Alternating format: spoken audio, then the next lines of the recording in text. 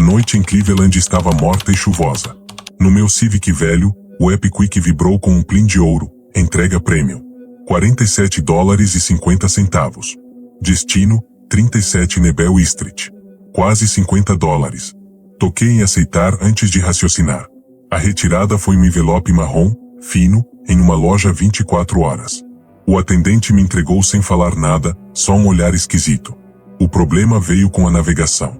Nebel Street não existia em nenhum mapa. O GPS só mostrava erro. Até que o próprio Epiquick abriu a rota. A linha azul me levou para os subúrbios industriais perto do rio, onde as luzes da cidade morriam. A estrada de asfalto virou terra batida e lama. Uma neblina fria subia do rio. Então, a voz do aplicativo mudou. De robótica, virou um sussurro rouco e digitalizado. Vire à direita, em 200 pés. Meus dedos suaram no volante. A rua era um caminho estreito entre árvores esqueléticas. No final, a casa. Uma casa vitoriana decadente, com a pintura descascando. Nenhuma luz. O portão da frente rangia, aberto, balançando ao vento. Como se estivesse esperando. A encomenda era para deixar na porta. Perfeito. Estacionei, deixando os faróis acesos. O silêncio era absoluto, só a chuva miúda e o rangido do portão. O ar cheirava a terra podre e algo doce, tipo fruta apodrecendo. Peguei o envelope e caminhei até a varanda. Os degraus gemeram. Deixei o pacote, tirei a foto de comprovação no app. Foi quando ouvi, clank. O som claro de uma fechadura sendo destravada. Por dentro, a maçaneta velha da porta principal estava girando. Lentamente. Para baixo. Virei e corri.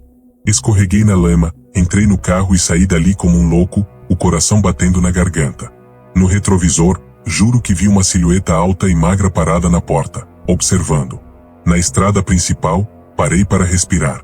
O Epiquick já mostrava a entrega concluída. $47,50 creditados. Tentei acreditar que tinha sido só minha imaginação. Só um lugar estranho. No dia seguinte, a curiosidade falou mais alto. Perguntei no grupo de WhatsApp dos entregadores da cidade, alguém conhece a Nebel Street? O grupo, sempre barulhento, ficou em silêncio total. Até que o Carlos, um motorista veterano, me mandou uma mensagem privada, apaga isso. Não vai mais lá. Esquece. Mandei de volta, fala sério, Carlos. O que foi? A resposta dele demorou, mas veio gelada, se fez a entrega e tá vivo, agradeça. A Nebel Street só aparece quando quer alguém. Pergunta no quarto distrito se tiver coragem. Aquilo me pegou. Fui até o distrito policial. Um sargento com cara de poucos amigos atendeu. Quando mencionei Nebel Street, seu rosto fechou. Isso é lixo antigo, ele resmungou, mas puxou uma caixa de arquivo poeirenta. Olha rápido e vai embora. Dentro da caixa, recortes de jornal antigos. Manchetes que me fizeram suar frio. 1987. Entregador desaparece após serviço urgente. 1975. Mais um motorista some em zona industrial. 1960. Mistério no Rio. Todos os casos eram iguais. Um entregador, sempre à noite, aceitando um trabalho bem pago para um endereço que ninguém encontrava depois. Desaparecendo sem deixar rastro. No fundo da pasta, um relatório mais recente, 2015. Vítima, Jason Miller. Motorista de app. Seu carro foi encontrado atolado na lama perto de uma casa abandonada que às vezes aparece. Dentro do carro, no banco do passageiro, um envelope marrom vazio. O celular dele, com a tela rachada, ainda mostrava, entrega pendente. Jason Miller. Iniciais, JM. O cliente da minha corrida da noite passada. Um homem desaparecido há anos. Saí do distrito com as pernas tremendo. No meu carro, liguei o celular e abri o Epiquick, querendo ver o histórico daquela corrida maldita. Lá estava, entrega concluída, 37 Nebel Street, cliente, JM, $47,50. Toquei no item. A tela piscou. Um botão novo apareceu, vermelho, onde nunca tinha visto um antes. Avaliação do cliente. Meu dedo congelou no ar. Toquei. A tela ficou preta, depois mostrou um texto branco, simples. Cliente JM avalia. Comentário, obrigado. O remetente está satisfeito. A entrega foi aceita. A próxima será mais fácil. Você já sabe o caminho. E então, abaixo, uma nova linha surgiu, sendo digitada na minha frente. Nova corrida disponível, entrega premium. Valor, $95. Destino, 37 Nebel Street. Retirar pacote no mesmo local. O celular vibrou com o plim agudo e insistente. Era uma nova oferta. O dobro do dinheiro. Era uma armadilha. E o pior, uma parte de mim, cansada e quebrada, já pensava em quanto aqueles $95 fariam falta. A recusa no app foi instantânea, um reflexo animal. Mas o alívio durou menos de um dia. A Nebel Street não me soltava. A paranoia começou a se enraizar, crescendo nas pequenas rachaduras da minha rotina. Primeiro, foi a entrega para o Roberto Mendes. O porteiro do prédio, um velho de cara séria, olhou para o pacote e depois para mim. O senhor Roberto do 304? Esse faleceu, moço. Faz um mês. O gelo desceu minha espinha. Forjei um sorriso, deixei a encomenda e fugi. No histórico, o nome do cliente ainda constava, mas avaliações anteriores de outros entregadores diziam, apartamento vazio. Ninguém atende. Depois, foi o GPS do carro. Aquele aparelho velho, independente, que eu nem usava mais. Ele ligou sozinho no meio de uma corrida, a tela azul clareando o escuro. A voz sintética anunciou, calma, recalculando rota. O próximo destino é 37, Nebel Street. Meu suor ficou frio. Arranquei o cabo da energia na força, o silêncio que seguiu sendo pior que o anúncio. Era a casa me puxando de volta. Testando os limites. Eu estava constantemente olhando nos retrovisores, não para o trânsito, mas para o banco de trás vazio, esperando ver a silhueta alta e magra. O simples toque de qualquer notificação no celular fazia meu coração disparar. Eu não dormia direito, acordando no meio da noite ouvindo, na mente, o rangido característico daquele portão. A carta foi o ponto de ruptura. Ela chegou em um sábado, no meu correio do prédio. Nenhum selo, nenhum remetente. Apenas meu nome e endereço escritos com uma caligrafia fina, elegante, de tinta azul escura.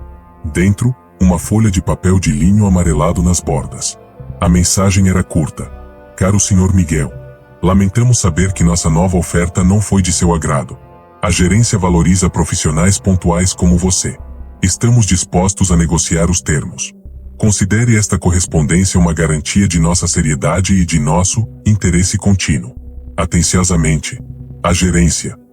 Abaixo, o mesmo símbolo da avaliação no app, um triângulo invertido, com um olho estilizado no centro, cortado por uma linha sinuosa que parecia um rio ou uma serpente. O desenho era feito à mão, com um traço preciso e antigo. Eles sabiam onde eu morava. A coisa não era mais um bug, um fantasma digital. Era física. Tinha alcance. Tinha intenção. O pânico se transformou em uma raiva fria e desesperada. Eu não podia ficar sentado no meu apartamento, esperando a próxima oferta aparecer na minha porta. A carta falava em negociar. Tudo bem.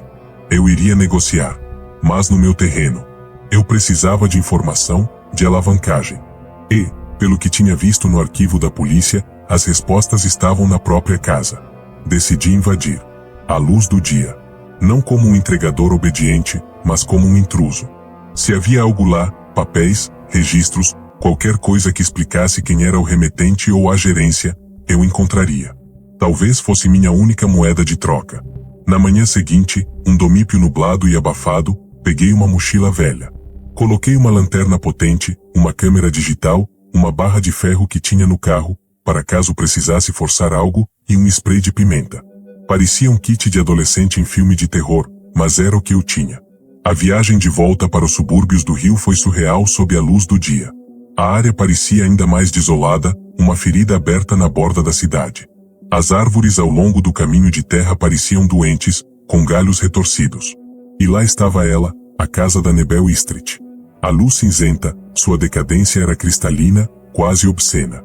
O portão, no entanto, permanecia aberto, balançando levemente sem vento. Estacionei o carro longe, escondido atrás de um monte de entulho coberto de mato. Aproximei-me a pé. O silêncio era diferente do noturno. Não era profundo, mas abafado, como se o ar fosse denso demais para carregar som. O cheiro doce e podre impregnava tudo. A porta dos fundos, uma entrada de serviço, estava desengonçada. Um empurrão firme com o ombro e a madeira, podre por dentro, cedeu com um craque seco. A escuridão lá dentro me engoliu. O interior era uma cápsula do tempo parada no instante do abandono. Poeira cobria tudo, formando um tapete cinza sobre os móveis. Lençóis brancos cobriam sofás e poltronas, agora amarelados em farrapos, moldando formas que lembravam corpos sentados. A luz que entrava pelas frestas das janelas tapadas cortava a escuridão em lâminas, iluminando partículas que dançavam lentamente. O ar era velho, viciado, com um fundo inconfundível de mofo, algo químico. Como formol.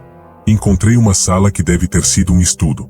Estantes vazias, uma pesada escrivaninha de carvalho.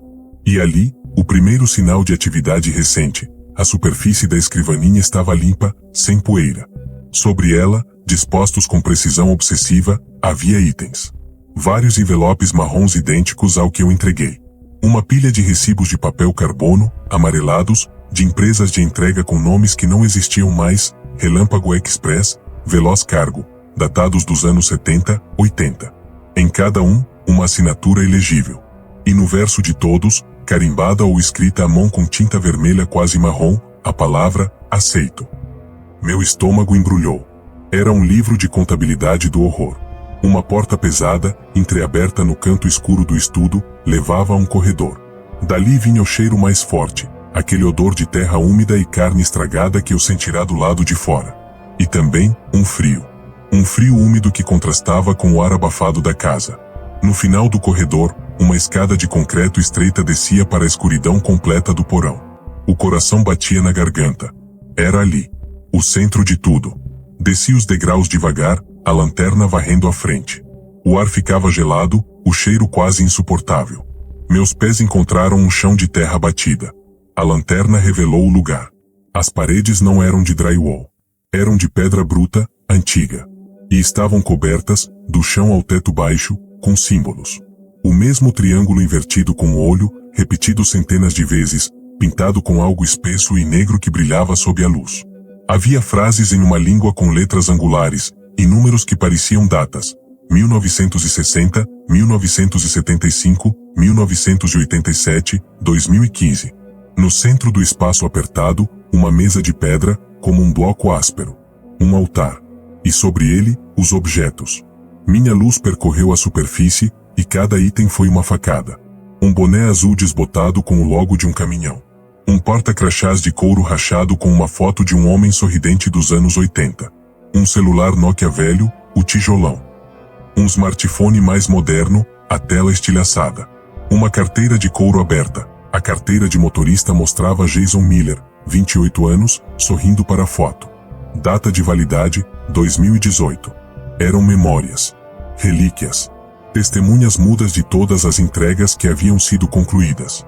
A prova final, incontestável, de que não era lenda. Era um ritual. E eu tinha feito parte dele. O terror me paralisou por um instante, misturado com uma pena profunda e doentia por aqueles homens, por Jason Miller. Nós éramos todos a mesma coisa, pessoas precisando de dinheiro, aceitando uma oferta boa demais para ser verdade. Foi então que o som veio de cima, cortando o silêncio pesado do porão. Bang!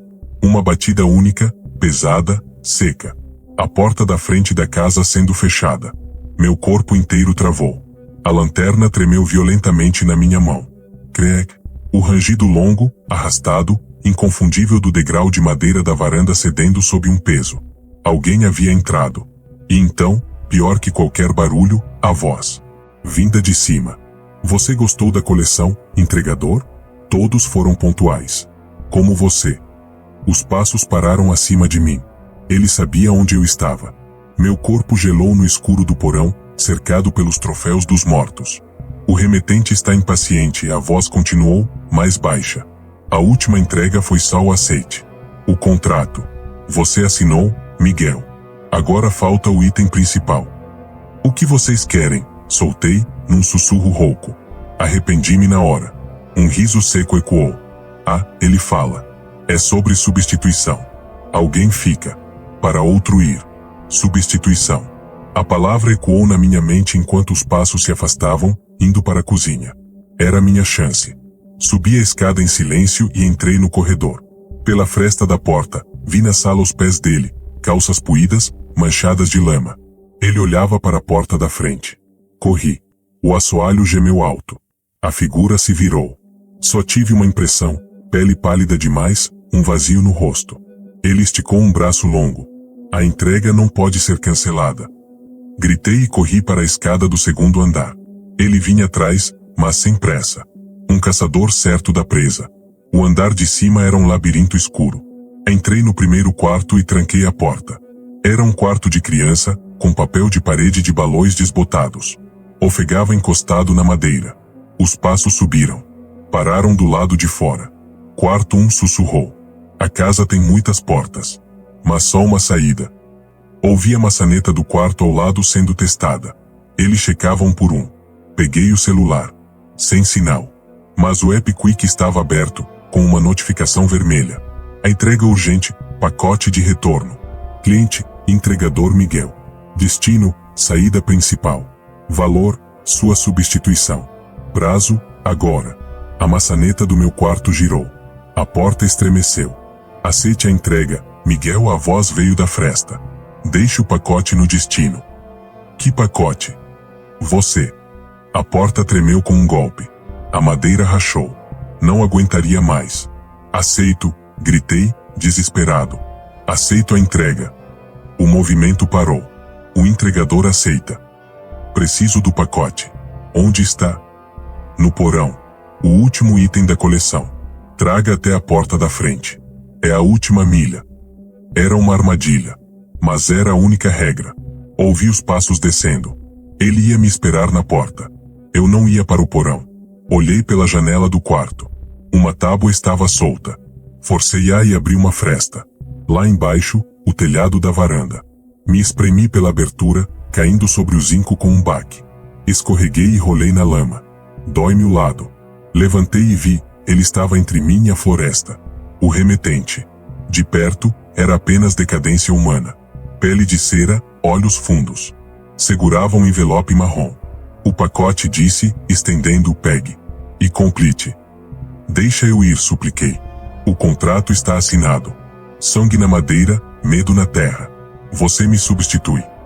Havia alívio naquela voz. Eu posso ir, finalmente. Então entendi. Jason Miller me atraiu. Eu tomaria seu lugar. Seria o novo remetente, condenado a viver ali, enviando envelopes para a eternidade. Não. Gritei e corri direto para ele, baixando o ombro. O impacto foi contra ossos secos. Ele caiu. O envelope voou. Não olhei para trás.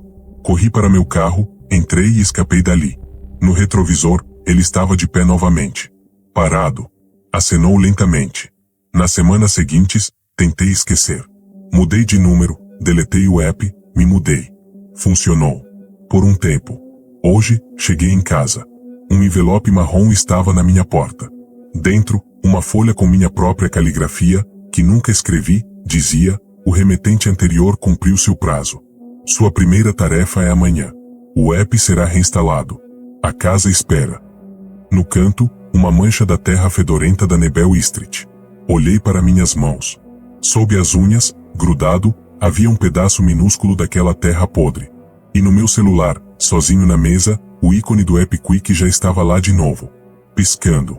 Rafael nunca gostou de trabalhar de madrugada, mas depois que as contas começaram a acumular, o gosto pessoal deixou de importar.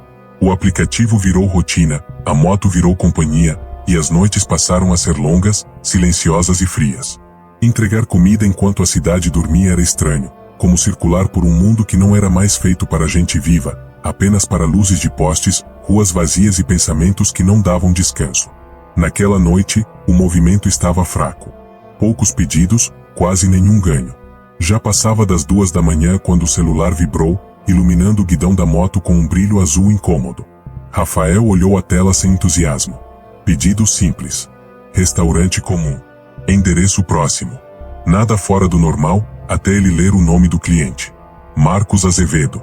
Não era um nome incomum, mas algo nele provocou um incômodo imediato, um desconforto que Rafael não soube explicar. Talvez fosse o horário. Talvez o cansaço. Ignorou a sensação e aceitou o pedido. O trajeto indicado pelo GPS o levou para uma região antiga da cidade, cheia de prédios construídos décadas atrás, mal iluminados e esquecidos pelo tempo. Conforme se aproximava, o sinal do celular começou a oscilar. A música do fone cortava e voltava sozinha, criando pequenos silêncios que pareciam longos demais. Chegou ao endereço indicado, um prédio de fachada cinza, janelas escuras e portão entreaberto. Nenhuma placa, nenhum porteiro. Apenas um número enferrujado acima da entrada. Rafael estacionou, retirou a sacola térmica e caminhou até o interfone. Apertou o botão do apartamento indicado. Nada. Tentou novamente. Silêncio absoluto. Nem mesmo o ruído comum do sistema antigo. Ligou para o cliente pelo aplicativo. A chamada caiu antes de completar o primeiro toque. Registrou como cliente ausente, respirou aliviado e voltou para a moto, sentindo aquela sensação estranha se dissipar, ao menos por alguns minutos. Quase meia hora depois, quando já rodava por outro bairro, o celular vibrou de novo. Rafael diminuiu a velocidade e olhou a tela. O mesmo pedido. O mesmo valor. O mesmo endereço. O mesmo nome. O estômago dele se contraiu. Aquilo não fazia sentido. Cancelou imediatamente, convencido de que era um erro do sistema, e seguiu em frente, tentando rir da própria paranoia. Mas o riso não veio. 20 minutos depois, o alerta soou novamente. Era como se o pedido estivesse preso ao aplicativo dele, recusando-se a desaparecer. Rafael sentiu um arrepio percorrer as costas. Pensou em encerrar o turno, mas precisava daquele dinheiro. Contra o bom senso, aceitou pela terceira vez, prometendo a si mesmo que seria a última. Quando chegou ao prédio novamente, algo estava diferente. A rua parecia mais escura. O poste em frente piscava de forma irregular, lançando sombras que se moviam devagar pelas paredes. O portão, antes entreaberto, agora estava completamente aberto, como se alguém o estivesse esperando. Antes que Rafael pudesse tocar o interfone, ele emitiu um som sozinho. Um chiado baixo, contínuo. Alô? Disse, sentindo a própria voz fraca demais. Do outro lado, nada além de estática. Nenhuma respiração. Nenhuma palavra. A porta se abriu com um rangido longo e alto, ecoando pelo saguão vazio. Rafael hesitou. Pensou em largar a sacola ali mesmo e ir embora. Mas o aplicativo mostrava, entrega em andamento. Nenhuma opção de cancelar. Entrou. O saguão tinha cheiro de poeira e umidade. As lâmpadas fracas mal iluminavam o corredor. O elevador estava parado, com a porta torta e um aviso antigo de fora de serviço. O pedido indicava o terceiro andar. Subiu pelas escadas, sentindo o som dos próprios passos ecoar de forma errada, como se houvesse outro ritmo misturado ao dele. Parou por um instante, tentando ouvir. Silêncio total. Ainda assim, a sensação de não estar sozinho crescia a cada degrau. No terceiro andar, havia apenas um corredor estreito e uma única porta no final. 302. Nenhum outro apartamento. Nenhuma decoração. Nenhuma vida. Bateu uma vez. Nada. Bateu de novo, com mais força. A maçaneta girou sozinha. O apartamento estava completamente escuro. Nenhuma luz. Nenhum móvel visível. Um vazio que parecia profundo demais para um espaço tão pequeno. Rafael colocou a sacola no chão, tentando manter distância. Quando deu um passo para trás, ouviu a voz. Você demorou. Era baixa, rouca, cansada. Não parecia vir de um ponto específico, mas de todo o ambiente ao mesmo tempo. Rafael sentiu o coração disparar. O celular vibrou em seu bolso. Pedido finalizado com sucesso. Ele não esperou mais nada. Desceu as escadas quase caindo, saiu do prédio e acelerou a moto sem olhar para trás, com a sensação clara de que algo observava da entrada. Só parou quando já estava longe. Conferiu o aplicativo. O pedido havia sumido. Horas depois, em casa, tentando se convencer de que tudo não passará de um susto mal explicado, Rafael desbloqueou o celular pela manhã e viu uma notificação não lida. Novo pedido disponível. Cliente, Marcos Azevedo. O detalhe que fez seu sangue gelar veio logo abaixo. A data da entrega estava marcada para 3 anos atrás. Rafael ficou vários minutos encarando a tela do celular, tentando entender o que estava vendo. A notificação permanecia ali, imóvel, como se tivesse sido deixada de propósito para que ele não pudesse fingir que não existia. O nome do cliente era o mesmo. O endereço também. Mas a data, aquela data não fazia sentido algum. 3 anos atrás. O aplicativo não permitia editar, denunciar ou ocultar o pedido. Não havia botão de recusa. Apenas 2 opções, aceitar ou ficar parado olhando. Rafael desligou a tela com força, Jogou o celular sobre a cama e passou as mãos pelo rosto, sentindo o suor frio escorrer pela testa. Isso é algum tipo de bug, murmurou para si mesmo, embora sua voz não tivesse convicção alguma. Tentou dormir. Não conseguiu. Sempre que fechava os olhos, voltava a ouvir aquela voz cansada dizendo que ele havia demorado. Sempre que o silêncio da casa se tornava profundo demais, tinha a sensação de que alguém estava parado no corredor, esperando.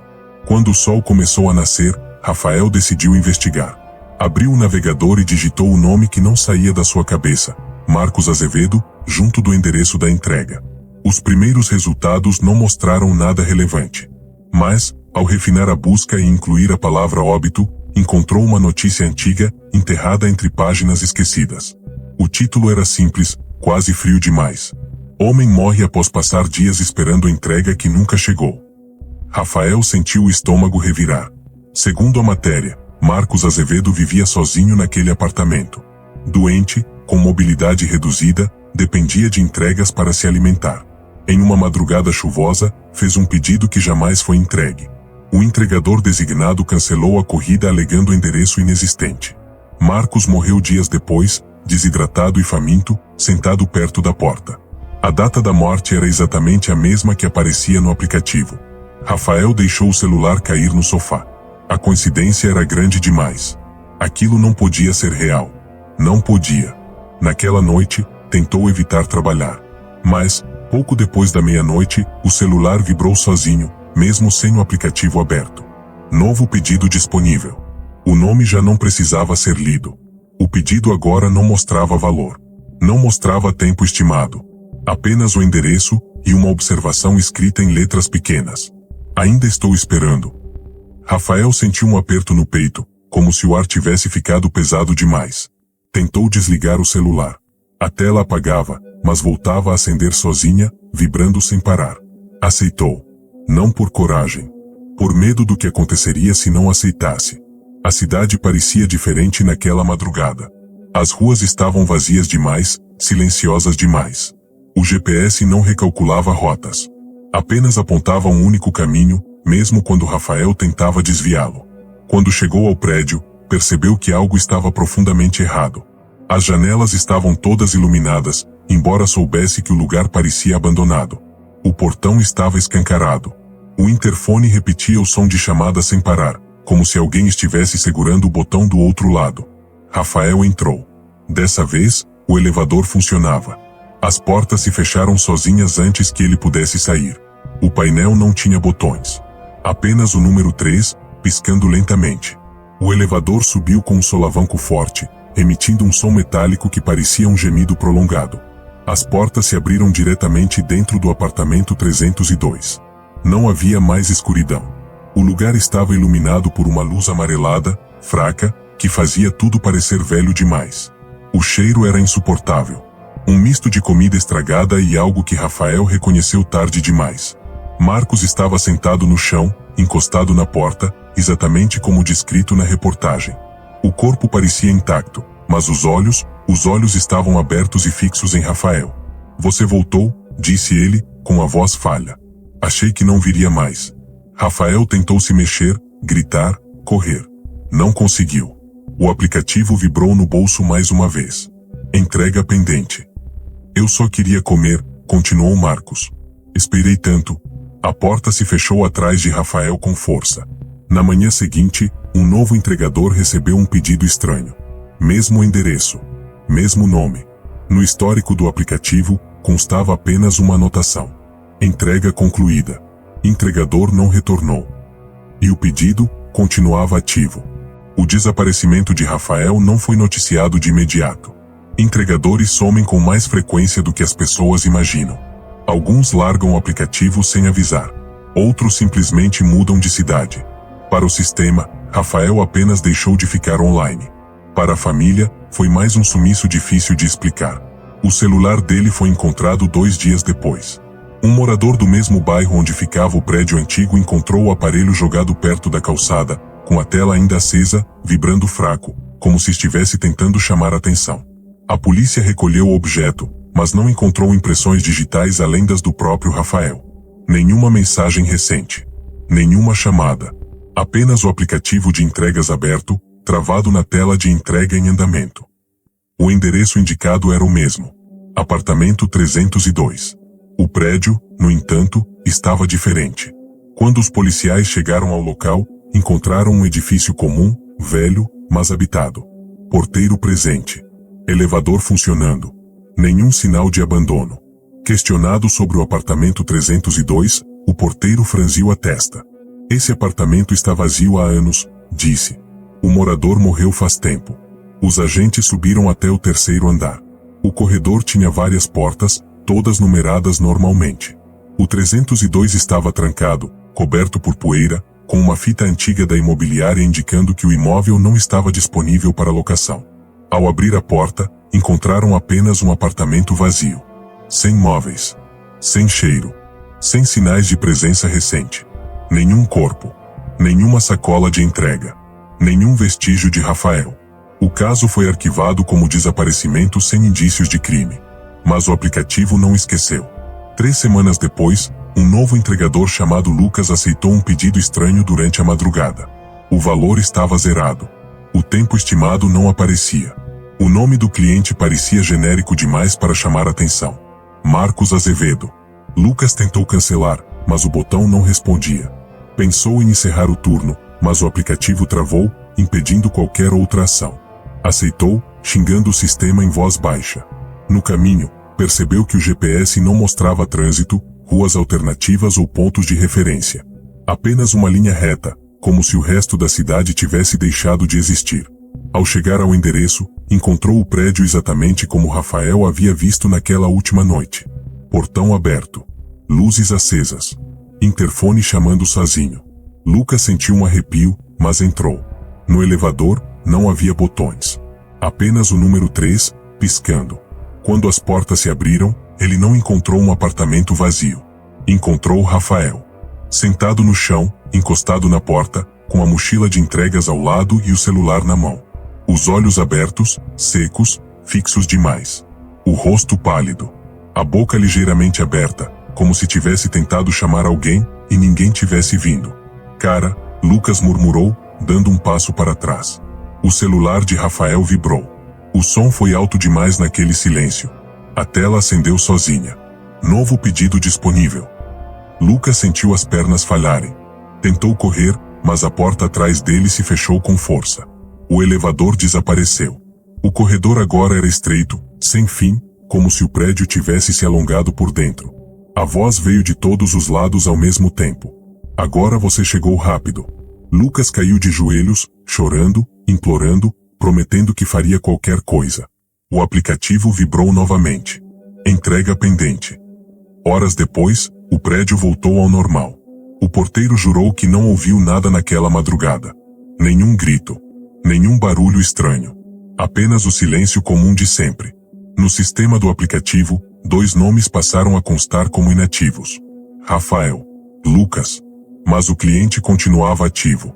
Até hoje, entregadores relatam pedidos que surgem do nada, sempre no mesmo horário. Mesmo nome. Mesmo endereço. Mesmo comentário. Ainda estou esperando. E todos que aceitam descobrem tarde demais que algumas entregas não são feitas para os vivos. São feitas para substituí-los. Chicago no outono é cinza, ventoso e cheio de gente apressada. Perfeito para quem vive de entrega por app. Eu, Léo, estava mais quebrado do que o asfalto da minha periferia. O aluguel atrasado era uma sombra constante atrás de mim, e cada plim do app Parcel era um suspiro de alívio. Quando o celular vibrou no suporte do carro, mostrando a entrega expressa, $35 destino, Ravenswood Manor, eu nem pensei. Toquei em aceitar antes do meu cérebro processar. $35 por uma corrida que, segundo o mapa, estava a apenas 15 minutos dali? Era o dia da sorte. A coleta era em uma loja de artigos esportivos no centro. Um pacote pequeno e pesado, em forma de caixa. Foi só quando já estava no trânsito, parado em um sinal, que resolvi checar os detalhes. Apertei o botão de informações do cliente. Nome do cliente, Agnes Olovai. Endereço para entrega, Ravenswood Manor, ala leste, apartamento 731. Instruções, entregue apenas para o cliente. Não deixe com a portaria. Horário específico, 21h47. Um choque elétrico percorreu minha coluna. Agnes Holloway. Conhecia aquele nome. Conhecia o apartamento 731. Conhecia o Ravenswood Manor, aquele prédio antigo e digno perto do lago. A senhora Agnes tinha sido minha vizinha por 2 anos, no apartamento ao lado. Uma senhora inglesa aposentada, sempre com seu chale, seus biscoitos de gengibre e suas histórias sobre a Londres da guerra. Eu a ajudava com compras pesadas, ela me pagava com chá e conversa. Uma pessoa boa. Solitária. 3 semanas atrás, encontrei-a sem vida no sofá, durante uma daquelas visitas. O coração, disseram depois. Fui um dos poucos no velório. Ajudei a carregar o caixão dela. Lembro do peso. Lembro do número no jazigo da família Holloway, no cemitério de Oakwood. E agora, o EP Parcel me dizia que eu tinha uma encomenda para ela. Para ser entregue apenas para o cliente, as *2147*. É um erro, falei alto para o carro vazio. Um bug. Alguém usou o cadastro antigo dela, deve ser. Mas as instruções eram estranhamente específicas. E o horário? 21h47 não era um horário comercial. Era um horário de encontro. Cheguei na frente do Ravenswood Manor, um edifício gótico de tijolos que sempre me pareceu mais um sanatório do que um condomínio. A fachada era iluminada por lampiões falsos, lançando sombras longas. Estava frio, e um vento cortante vinha do lago, uivando nas esquinas. Minha primeira esperança era a portaria. Talvez o pacote fosse para um parente, alguém que tinha ficado no apartamento. Abandonei o carro na vaga de visitantes e entrei no saguão austero, de mármore escuro. O porteiro noturno, um homem novo que eu não conhecia, olhou para mim com desconfiança. Posso ajudá-lo? Sim, entrega para a senhora Agnes Holloway, apartamento 731. O rosto dele se fechou imediatamente. Ele nem checou o sistema. Não tem ninguém no 731. Mas, talvez um parente? Alguém cuidando do apartamento? O apartamento 731, ele disse, devagar, como se eu fosse lerro, está vago desde o falecimento da senhora Holloway. Está lacrado pela administração, à espera de um inventário. Ninguém entrou ou saiu de lá em semanas. O gelo se aprofundou no meu estômago. Mas, eu tenho uma encomenda. Aqui. Deve estar errado, ele retrucou, já virando o rosto para o monitor, encerrando a conversa. Aconselho devolver ao remetente. Voltei para o carro, o coração batendo rápido. Era o mais sensato a fazer. Marcar no app cliente não encontrado e devolver o pacote. Era o protocolo. Peguei o celular para iniciar o processo.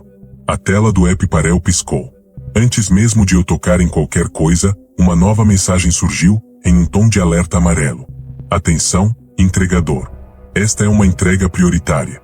Avaliação do cliente, essencial. Falha na entrega resultará em penalidade de $500 e suspensão da conta. Confirme a tentativa de reentrega no local especificado. $500. Mais do que eu tinha na conta. Mais a suspensão.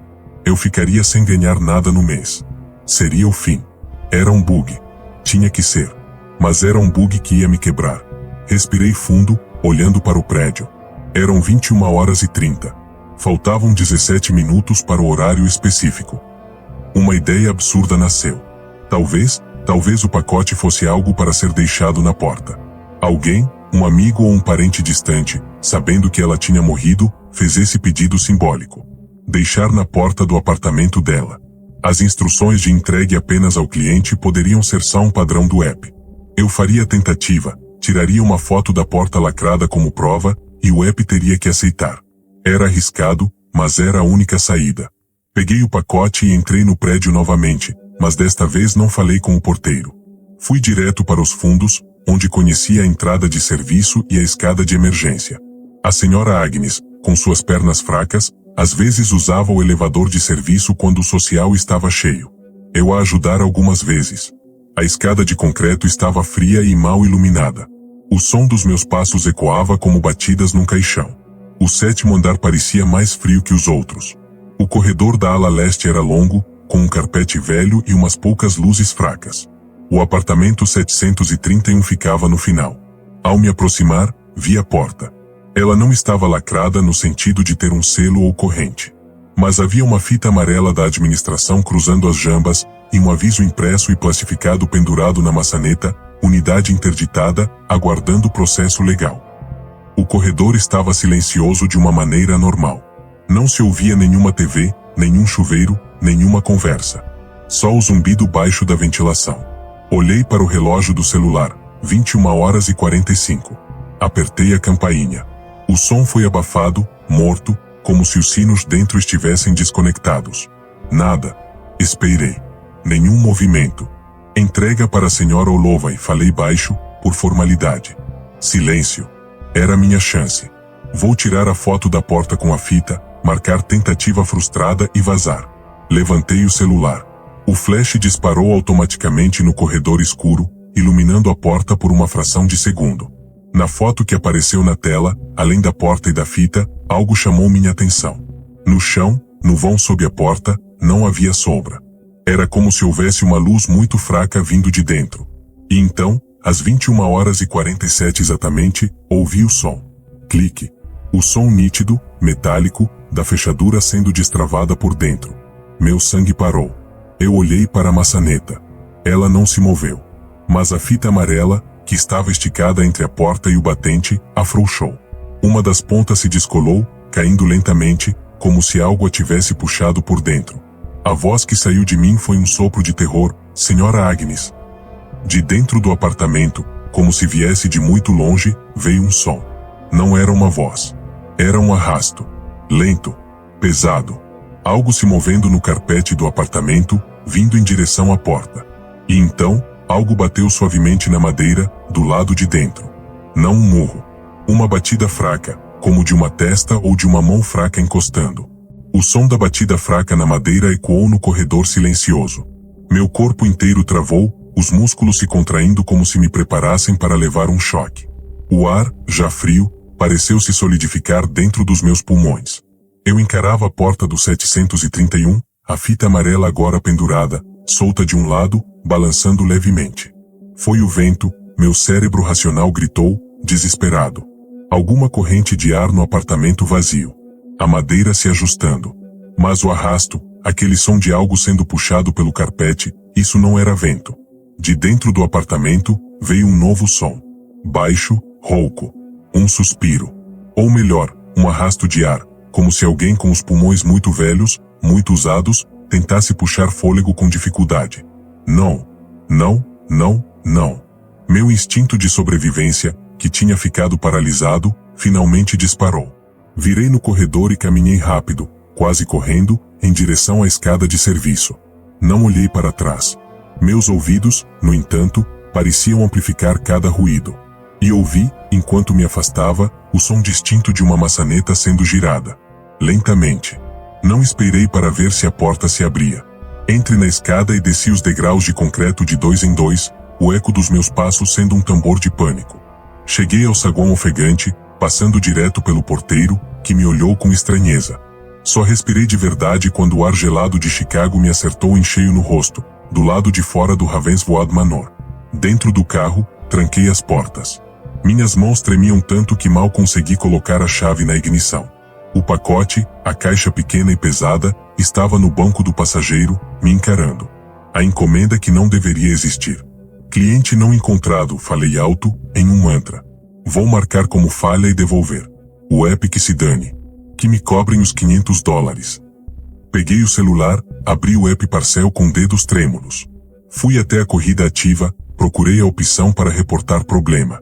Quando selecionei cliente indisponível e endereço incorreto, a tela congelou. Depois, piscou em um tom de vermelho escuro, nunca visto antes. Uma nova tela surgiu. Falha na verificação de entrega. Sistema detectou presença no local destino. Tentativa registrada como inconclusiva. Penalidade de $500 em suspenso por 24 horas. Nova tentativa obrigatória. Amanhã, 21h47. Instruções permanecem. Entregue apenas ao cliente. E abaixo, em letras menores, uma observação macabra. Nota: o cliente aguarda. A encomenda é sensível ao tempo. Eu joguei o celular no banco. Uma onda de náusea e raiva impotente me subiu. Aguarda? Gritei para o carro vazio. Ela está morta. Está enterrada no Oakwood. Mas o sistema não discutia. Ele sabia que alguém estava lá. Detectou presença. Como?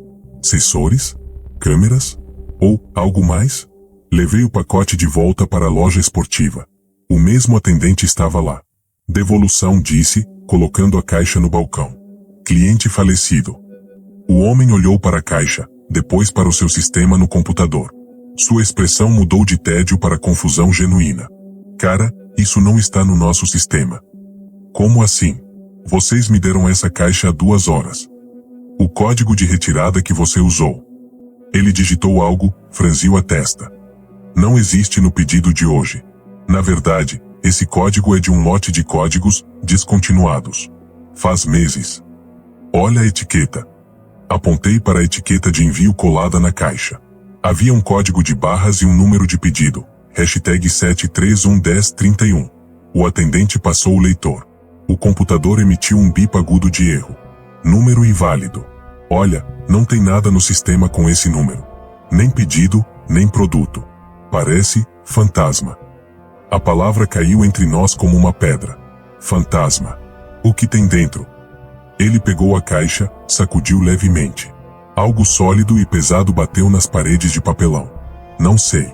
Não é nosso. E sem registro, não posso aceitar a devolução.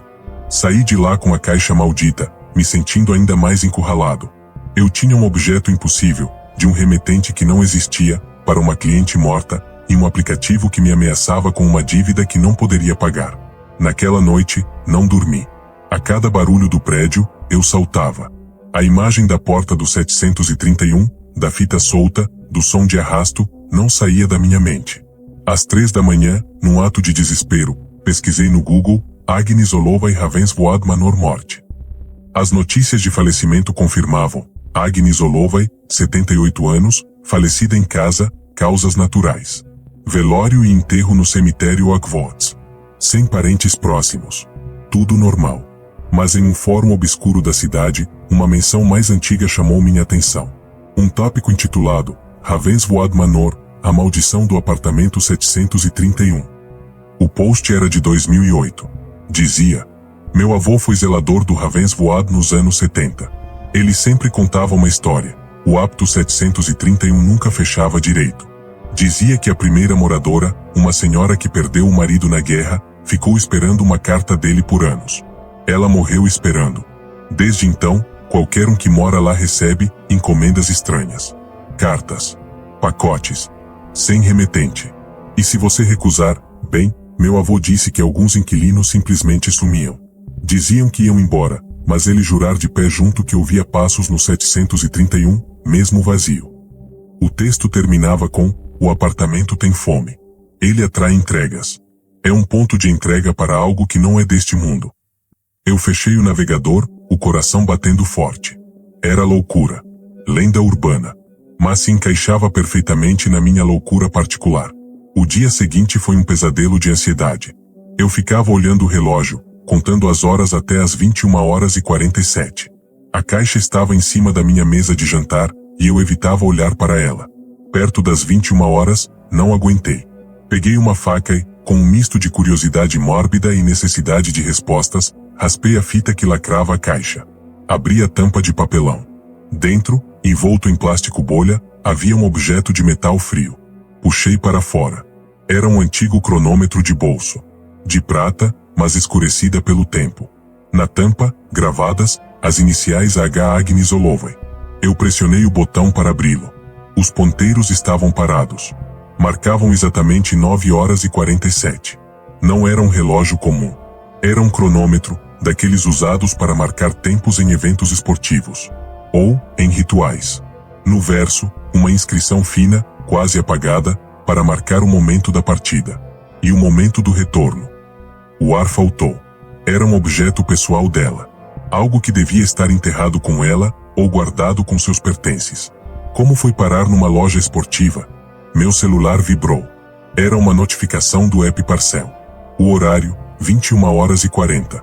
Último aviso, tempo restante para a entrega, 7 minutos. Dirija-se ao destino. A entrega direta ao cliente é mandatória. Olhei para o cronômetro em minhas mãos, gelado como o corpo de alguém há muito tempo morto. Ele parecia pulsar com uma energia silenciosa. O apartamento 731 não queria uma encomenda qualquer. Ele queria isso. O objeto estava ligado a Agnes. E o aplicativo era só um mensageiro. A ferramenta. Eu tinha uma escolha impossível. Levar o objeto até a porta e arriscar o que quer que estivesse do outro lado, ou ser destruído financeiramente. As 21h47 se aproximavam. E, de algum modo, eu sabia que não se tratava apenas de dinheiro. Era sobre algo muito mais antigo e muito mais faminto. Peguei a caixa, o cronômetro dentro, e saí para o carro. A noite estava ainda mais fria, e uma névoa fina começava a subir das ruas, como se a cidade estivesse sendo apagada. Eu estava indo cumprir uma entrega marcada para depois da morte. E o pior de tudo era que uma parte de mim, pequena e aterrorizada, queria saber o que aconteceria se eu batesse naquela porta novamente, na hora exata. A névoa enrolava-se nos postes de luz, transformando Ravenswood Manor em uma silhueta gótica e borrada. Estacionei mais longe desta vez, com o motor ligado por um momento, observando a janela escura do 7º andar, ala leste. Nenhum movimento. Apenas a escuridão. 21h44. O cronômetro de prata pesava no bolso do meu casaco, um fardo gelado contra o peito. A caixa vazia estava no banco do passageiro. Eu tinha tirado o objeto. Era uma entrega pessoal, agora. Direta. Meu corpo pedia para eu ligar o carro e fugir. Deixar Chicago para trás. Mas aquele número, $500, pairou na minha mente como uma guilhotina. E havia algo mais, uma curiosidade doentia, venenosa. Eu tinha visto a fita se soltar. Tinha ouvido o arrasto. O que estava esperando naquele apartamento? 21h46. Saí do carro. O ar úmido grudou no meu rosto. Entrei no prédio pela entrada de serviço mais uma vez, evitando o saguão. A escada de concreto parecia mais íngreme, o eco dos meus passos mais alto. O cheiro no prédio era diferente, mofo sim, mas também um odor adocicado e enferrujado, como flores velhas em uma água parada. Ao chegar no 7º andar, o corredor parecia mais longo. A única luz no final, perto do 731, piscava de forma irregular, lançando pulsos de penumbra que faziam as sombras dançarem. A fita amarela ainda pendia, solta de um lado. A porta estava fechada. 21h47. O relógio do meu celular mudou. No exato mesmo instante, senti uma vibração surda no chão, ou talvez fosse no ar. O cronômetro no meu bolso pareceu tremer. Fui até a porta. O corredor estava silencioso, mas era um silêncio tenso, expectante, como o de um teatro momentos antes do pano subir. Senhora Agnes, disse, minha voz um fio de som no vácuo. Tenho uma encomenda para você. Nada. Então, com uma mão trêmula, tirei o cronômetro do bolso. A prata escura parecia sugar a pouca luz do corredor. Estendei a mão, colocando o objeto no chão, bem diante da porta. Não era uma entrega ao cliente, mas era a melhor que eu poderia fazer. Está aqui, murmurei, recuando um passo. Clique. O som da fechadura foi tão nítido quanto na noite anterior. Desta vez, a maçaneta começou a girar. Lentamente, com um rangido metálico de desuso. A porta não se abriu, mas entreabriu-se alguns centímetros. Uma fresta escura, mais escura que qualquer sombra no corredor. Daquela escuridão, saiu um cheiro. Era o cheiro do apartamento da senhora Agnes em vida. Cera de abelha, chá preto, biscoitos de gengibre, mas sob uma camada densa e horrível de terra úmida e carne em avançado estado de decomposição. O contraste era nauseante. E então, uma mão emergiu da fresta. Não era um esqueleto. Era uma mão, mas de uma palidez cadavérica, a pele fina e translúcida como papel de arroz velho, esticada sobre ossos e veias azuladas. Os dedos, longos e com unhas limpas mas quebradas, se moveram com uma estranha hesitação mecânica. Eles se arrastaram pelo carpete do corredor, procurando, até tocarem no cronômetro de prata. O toque foi suave, quase reverente. Os dedos se fecharam em torno do objeto, puxando-o para dentro da escuridão. Ouvi um leve clique metálico, como se o cronômetro tivesse sido aberto. E, de dentro do apartamento, veio um som. Desta vez, não era um suspiro. Era uma voz. Seca, sibilante, feita de sussurros e de ar escapando por fendas. Era inconfundivelmente dela. A entonação, o sotaque britânico leve, mas distorcido por algo terrível. Obrigada, Léo. Ela sabia meu nome. Nunca tinha me chamado por ele no app. Ele, parou, por tanto tempo a voz sibilou, cheia de uma angústia antiga. O tempo, não passava mais aqui dentro. Agora ele pode andar de novo. Ouvi o tic-tac. Fino, claro, obsessivo. O cronômetro estava funcionando. Você consertou, a voz disse, e havia uma gratidão aterrorizante nela. A entrega está completa. A porta começou a se fechar lentamente. O cheiro de terra e morte começou a recuar, substituído apenas pelo mofo normal do corredor. Era minha deixa para ir embora. Tinha feito o que foi pedido. A entrega estava concluída. Mas uma pergunta queimava na minha língua, mais forte que o medo. Senhora Agnes, o que o cronômetro marca agora? A porta parou de se fechar. A fresta escura permaneceu. A voz veio, mais próxima, como se ela tivesse se ajoelhado do outro lado. O intervalo, ela sibilou. O intervalo entre a partida e o retorno. Entre a vida e a visita. Ele marca o tempo que tenho para encontrar um mensageiro. Uma fria compreensão começou a se formar no meu fundo. E quando ele para de novo? Houve um silêncio. O tic-tac soava alto no vácuo.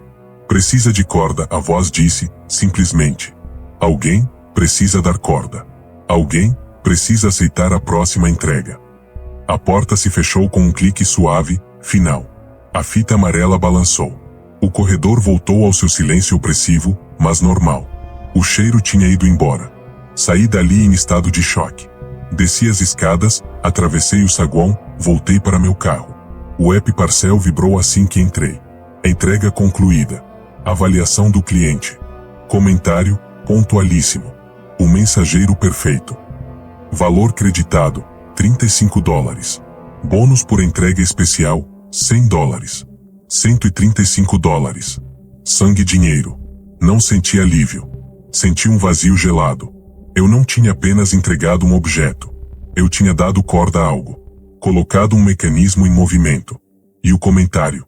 O mensageiro perfeito. Nos dias seguintes, tentei normalizar. O dinheiro extra ajudou com o aluguel. Apaguei o app Parcel. Arranjei um trabalho temporário em um depósito. Tentei convencer a mim mesmo que tinha sido um evento isolado, uma alucinação coletiva entre um app bugado e meu próprio luto pela velha vizinha. Uma semana depois, cheguei em casa tarde. Uma caixa pequena estava no capacho da minha porta.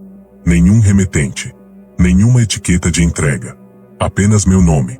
Dentro, envolto em veludo preto, estava outro cronômetro. Mais moderno, de aço. Na tampa, gravado a laser, não as iniciais dela, mas as minhas, LR. Meu coração parou. Peguei o objeto. Era gelado. Virei-o. Na parte de trás, a mesma inscrição, mas agora fresca, nítida. Para marcar o momento da partida. E o momento do retorno. E abaixo, uma pequena tela digital, não analógica. Ela não mostrava números. Mostrava um contador regressivo.